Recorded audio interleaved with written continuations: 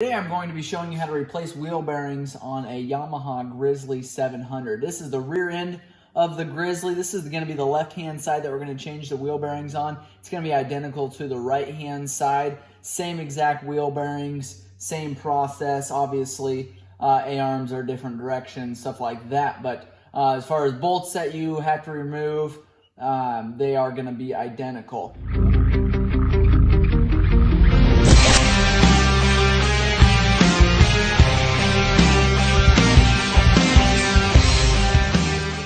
Pulled the wheel off already.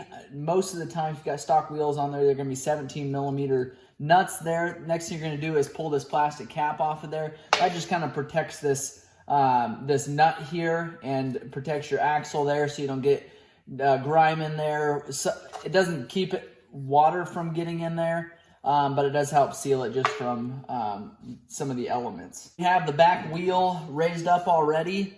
And what I'm going to do before I pull this hub is I'm going to pull this caliper. What we use is a 3/8 impact, and then we also use a 12-inch socket there with a swivel with an extension. This just kind of allows you to get in there. You don't actually have to use a wrench or a socket to remove these if you do that. Got one on the top of this caliper here and then one on the bottom. So once you get those removed, pull them out of there so your caliper isn't hitting on there while you're trying to remove it. And they're a pretty small 12mm bolt there. And then you can go ahead and pull that caliper off. One thing to note there is if you're going to replace these brake pads in the rear, at this point, I'd pull the cap off of the rear reservoir, and then I would kind of push these pads out a little bit, far enough to get your pads on there. So you can do that at that point. And now to remove your hub off of here, it takes an 1 1/16 socket, and there's the nut has been dinged here, basically so it doesn't turn that nut off of there while you're driving down the road. I use a 1/2-inch impact driver just because these are pretty snug, especially when they've got that dented in area there. And then you can go ahead and pull that hub off of there. You can see we've got some movement there in the axle there because those wheel bearings are too loose, and we've had some rear end noise. Sound a lot like these axle shafts are clicking. It's a typical sound of an axle shaft. Next, you're going to do our brake hose that runs over here. It's got a holder on it. You got two 10mm bolts here. We'll remove those, set those aside. There's our actual mount there. Now we've got a 17mm lock nut back here and a 14mm bolt running through there. Okay, now you can take and push those bolts out of there. They do have washers on the nut side. Remove that again.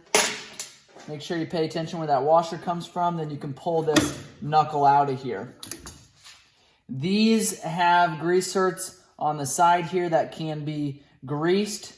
And then to remove your axle shaft at this point, you can make sure your caliper's out of the way, but you can take, and I like to get it as straight as possible, and then take and pull on it like that.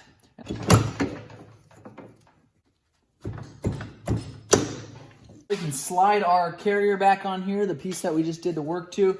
Again, you want to make sure that these spacers here, these washers are going into place here. Take and slide that axle into place.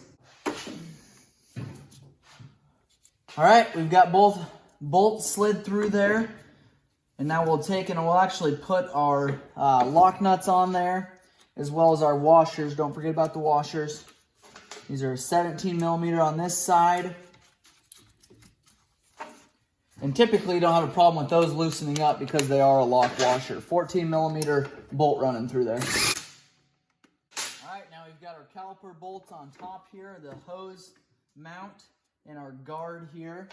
Take our 10mm bolt there, slide that in. There's kind of a collar on these bolts. You want to make sure that that's seated properly. You get those into place. Now you can take your hub and slide it on. And then you've got your nut here. Got your larger 1.1/16. I'm gonna take and ding this nut up here at this point so we don't forget to do that. You'll find a little groove in your axle there. That is all you have to do, is just ding it up enough to where it's not gonna come undone there. Grab our two 12mm bolts, slide them on.